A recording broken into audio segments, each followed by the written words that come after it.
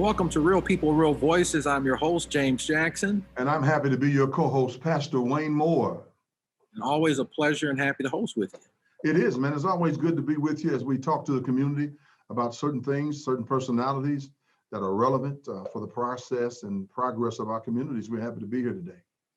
And you said it right, progress of our communities. And actually, Real People, Real Voices, we've been blessed to make some progress.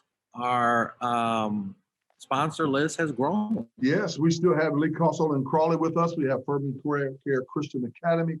We have Al's Modern Clothing and Shoes, which is a new sponsor. And we have the mighty Martin University, which is a new sponsor. We have one of the greatest eateries in the city of Indianapolis with us now, His Place Eatery. And not only we have a young man who has a fantastic company that helps the maintenance homes, those who will give him a call at Northside, window, gutter, and cleaning, and he can get it done for you. That's a great list of sponsors. And we've got some great guests for this show on today. So we hope that you all will stay with us and continue to tune in. Also, you can go to YouTube and you can put in the search field WHND TV 40. You can watch this show when it's over, as well as some others that you might have missed. And like us on Facebook. We're hanging out on Facebook. I want you to become a part of us on Facebook as well. Absolutely. We look forward to seeing you over there. And we've got some great things going on. We've got someone running for an elected office. We're going to talk to you more about that when we come back. We also have a wonderful guest from Martin University to talk about some marketing things that they're doing over there. So stay with us. We'll be back after this.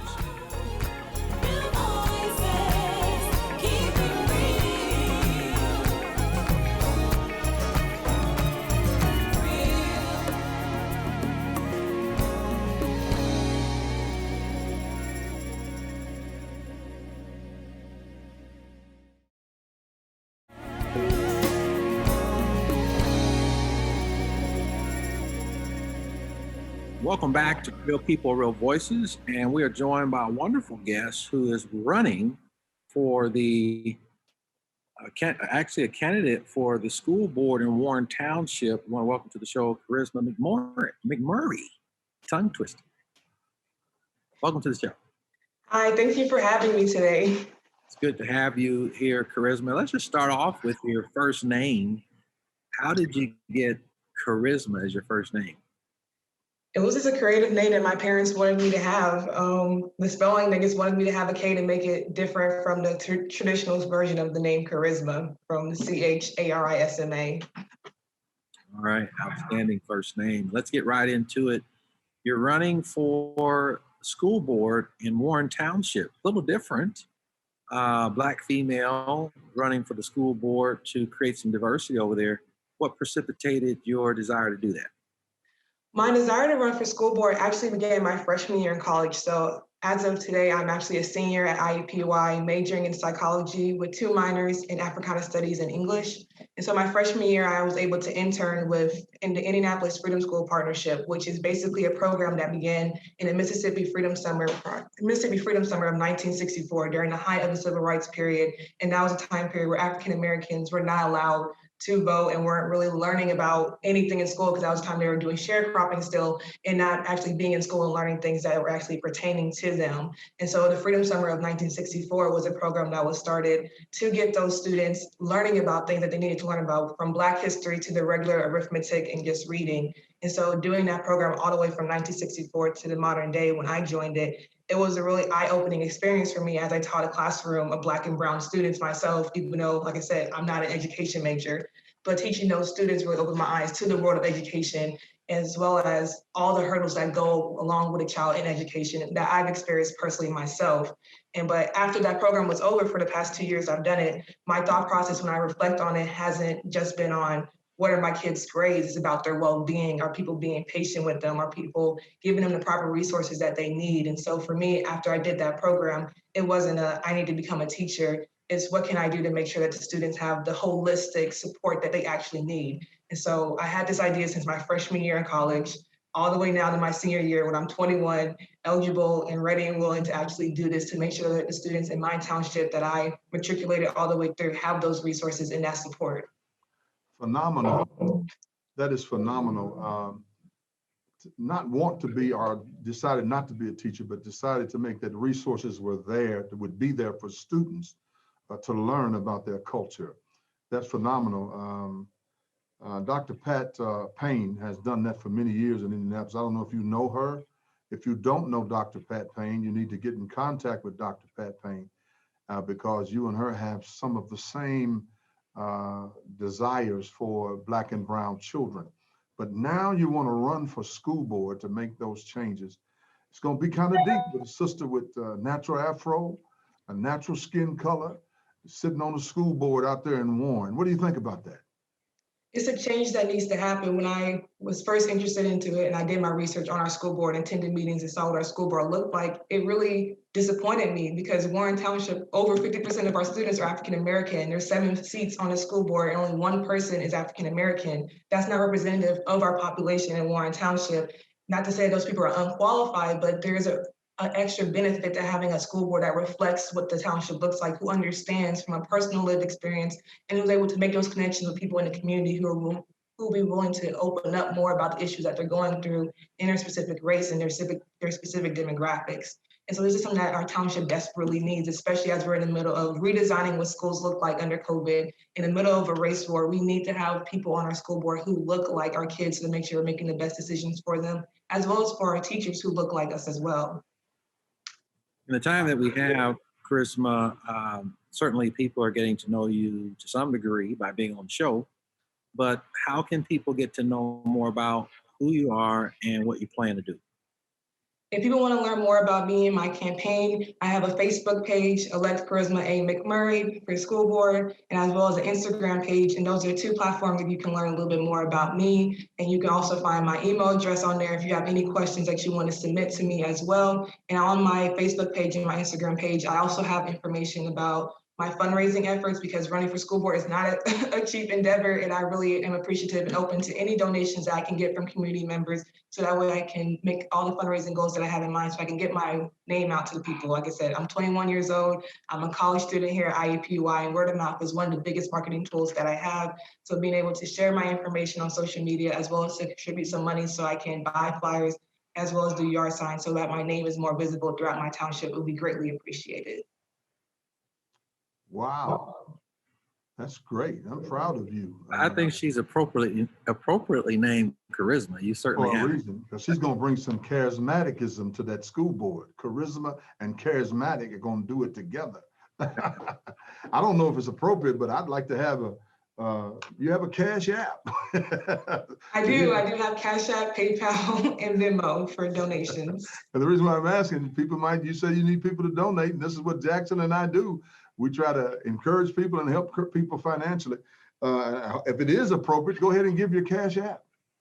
My Cash App is McMurray for school board, capital M and all that jazz stuff. It's on my social media page as well. My PayPal information is just my election email. So bokmcmurray@gmail.com. And then my PayPal is Elect Charisma, not my PayPal, my Venmo, my bad. My Venmo is Elect Charisma McMurray. Okay. That's phenomenal. And we have about 2 minutes and 37 seconds left, Charisma. You talked about maximizing some of the opportunities that already currently exist in Warren Township for the students. Name one of those that you really would like to make it better and maximize it.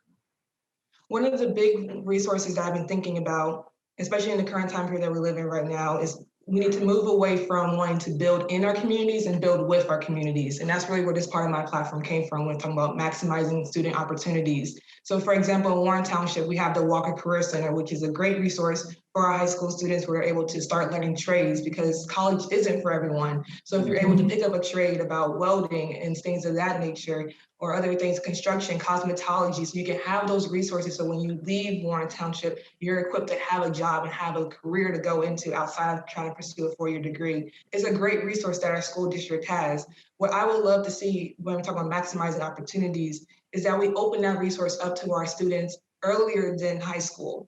when we talk about, we always ask our kids, what do you want to be when they grow up? And the Walker Career Center is the way to get those hands-on experiences. But if we let our 8th graders, our 7th graders in our township have those opportunities to come to the Walker Career Center, even if it's just a walkthrough, a shadowing experience, a field trip, so they can see what's about to come for them for high school, and they can start thinking about that a little bit more and actually see themselves in a role instead of just seeing it in TV and seeing it in books, actually able for them to see, touch, smell it, sort of thing. That's one of the biggest things I want us to do, maximize that resource that we have, because kids from all over Indiana come to the Walker Career Center, take our nursing program, to take our business academy. We need to let our younger students have the opportunity so they can see themselves in those roles and be prepared to hit the ground when they hit high school, so they can already have those plans forming. Oh, that's amazing. I like what you said. Every student is not an undergrad student. And I think, Brother Jackson, that we need to asphyxiate between these 18 to 24-year-old students, well, individuals, that the trade is available. And I think that is a good approach to any high school now. We need to put brick masonry back in schools. We need to put electricians back in school. We need to put all of those trades back, heating and air, right back into the system, because every student, black and brown, and even white and Latino, are not undergrad students. A trade, and you can make up to $30 to $40 an hour when you become a journey person. And Dr. Moore, you're so correct. They used to call it shop. Yeah, yeah, it is, Doc. You got shop. Going shop class. Yeah. Charisma, thank you so much. We're out of time. All the best to you and your candidacy. God bless you. Thank you. Thank you for having me. You're welcome. We'll be back in just a bit.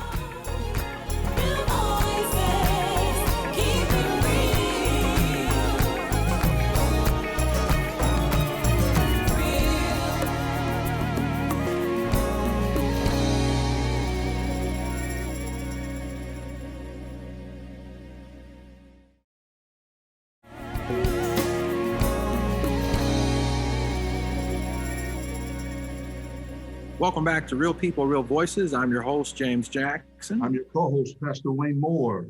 And we're joined on this afternoon by Miss Ryan Smith. Welcome to the program. Thank you. Thank you so much for having me. So good to have you. And you're doing some great things over at Martin University. Tell us about what you do there. So I just started working with Martin University. I own a consulting and education enrollment company, and Martin is one of the clients that we've recently onboarded. And we are working with Martin to kind of pivot in the community and just make sure that their good name is out there. There's a lot of opportunities available to traditional students as well as adult learners, and sometimes the messaging can get lost because there's so many options when it comes to college and universities. And so we're really just pushing this renewed focus on adult learners and helping students find a place for them. We really want Martin to be home base. Martin is Indiana's only historically Black college or university. And so we're just kind of taking advantage of this time and opportunity to reposition ourselves and kind of pivot, as I said before, and bring this excellent program to our community. What are some of the things you plan on doing? If you can discuss, give us, an insight on what you plan on doing. Sure. I know that we talked briefly about some of the marketing efforts. And so our marketing team, who's led by Pastor G, is doing an amazing job, is kind of focusing on rebranding and putting the Martin name out there. But I think one of the biggest things that we want to drive home are some of the services and wraparounds that Martin has always offered and may not be as well recognized. So for example, there is an opportunity for adult learners to receive prior learning credits. And what that means is they will Martin takes a look at your entire portfolio or your body of work as a professional or a working adult, and then you can gain up to 60 credit hours of experience as an adult learner. And a lot of people don't even know that that's an option for them. And And so making folks aware that, we're making it easy for you to obtain college credits. Martin is focused on holistically educating the individual and making this a safe space. And so a lot of times as an adult, as I'm a recent graduate and an adult learner, I have a child. And so for me, going to school, my son had to tag along with me to class. So one of the things Martin really touts is this kind of family environment. And so they have childcare services for students who are taking services on site. And then in light of COVID, everything has gone virtual. So there's those options as well. And it's really just about bringing awareness to the community of what this gym has to offer. I'm a victim. I wouldn't say victim, but I was blessed by PLA. We call it prior learning assessment.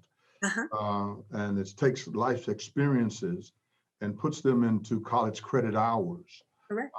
It was a great program. I think it's still a great program. I think that at this point, Ms. Smith, it would be great if you could, and I know you will do a massive marketing strategy on that particular situation, because you're going to help redirect some old people like myself. And that works prior learning assessment. I mean, to take what you've learned in life, Jackson, and put it in a portfolio concept and gain credit hours. You can go in Martin, put that portfolio, take that one specific class, gain about 30. At one time, you could gain a lot of credit hours, but now they've limited that because college is more of a business than anything. You just have to be real about it. And but that's a good program. I hope you do well with the prior learning assessment. Thank you. I think, from my standpoint as a consultant, it's really important for me to engage in work that is life-changing. And one of the things that I hope to do by working with Martin and clients like Martin is to help people successfully navigate a pivot. I think that we have all had to pivot in life, especially as 2020 has shown up big and bad enough as it has been. Mastering that pivot and giving people options to know that, hey, just because our everyday life changes, there are wonderful opportunities and options at your fingertips. You just need to know what they are to access them. Certainly, we're hoping that you can bring some new things to Martin to help get the name out there. How are you guys going to direct the marketing with regard to some students who may not be adept to doing their education online and would prefer to be in person? Sure. How are you guys helping to dissuade people to say, hey, don't worry about that, but try both of them? So from what I understand right now, Martin is in a hybrid model. And so they have some classes that will be a meeting at a brick and mortar and some that are online. And the determining factor for those is the class size. So if it's less than 10, those courses will be in person. And then if there's more than 10, depending on the subject matter, it will be online. And I think Martin does a really great job of catering to people from all walks of life, right? And then a primary example of that is today, there was a registration event, and there will continue to be registration events over the course of the next couple of weeks. But those are in-person events where people socially distanced, obviously, but they can come in and get the tools and resources that they need. Even a simple barrier to entry would be the absence of access to technology. And we want the students at Martin to know that, a part of your tuition and fees goes to covering costs for technology. So computers, all of those things that would be a barrier to entry. Martin is doing a really phenomenal job of trying to eliminate those in the process of enrollment. Phenomenal. And if there are other folks who would like to avail themselves to some of the services that your consulting service offers, how can they get a hold of you? Absolutely. So, like I said, the name of my company is the Curate Development Firm. My email is thecuratedevelopment@gmail.com. And I work with a wide variety of individuals. I work with enrollment marketing. So K-12, as well as colleges and universities. And then I also work with entrepreneurs, particularly African-American small business owners, helping them to close the gaps when it comes to starting businesses. I think we have phenomenal ideas. We are people rich in culture and rich in heritage. And so my job is to come alongside those of us who are entrepreneurial by spirit and help fill in some of those gaps. And so I also do that, as well as executive coaching for those in the corporate space. All right, Ryan Smith, the curator Yeah, for Indianapolis. If you want to get to know the people. a young curator. Yeah. Yes. I like the name of your company. I mean, we're just kind of Thank you. ad-libbing there, but how did the name of your company come about? So it's interesting. I am a young curator, as Pastor Moore stated, but I'm also ordained. And so for me, the curate is a play on words. I don't have all the answers. I've never been afraid to say, I don't know, but let me go find out. And so I like the idea of curating spaces where people and resources can come together to bring about change or solutions. But I also like the word curate because, historically speaking, a curate was a pastor. It was a person who was in charge of a ministry or a community or a parish, and his or her job was to care for the souls of the people that he came in contact with. And so for me, everything I do is about heart work, and it's a passion and a purpose of mine to help people kind of come through whatever season of life they are in and to thrive. I want to see people do well. And so it's a passionate endeavor for me to work with all of the clients, whether it's a university like Martin or it's small business, personal branding, professional development. I like the term, Jackson. I don't know if you caught it.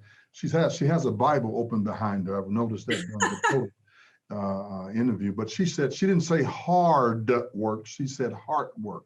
Yes, sir. And I think we need to raise up young people who have a heart to work with the community. A lot of people are looking for positions, influence and power, but when you put your heart in it, it suggests that you put God first. Yes, sir. And you're going to allow God to navigate you through whatever avenue you need to go through. Yes, And sir. so that's phenomenal. This is the first time we've had an interview with the Bible open. So we've had to maintain our holiness through this particular interview today. Keep me on track. All right, Ryan Smith, thank you so much. You've been a great guest. All the best to your efforts there with one of our sponsors and one of our favorite schools, Martin. Yes. Thank you. We'll be back after this.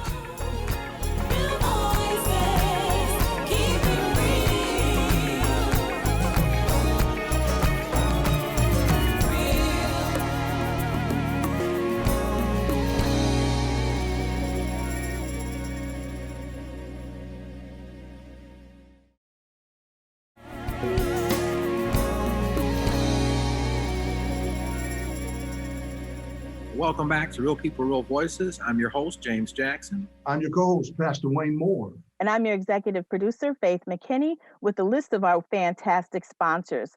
We have Lee Costle and Crawley. We have Fervent Care Christian Academy, Marion County Health Department, Al's Modern Clothing and Shoes, The Martin University, His Place Eatery, and Northside Windows and Gutter Cleaning. Thank you so much to these sponsors. Please support them. See you all next time on Real People, Real Voices.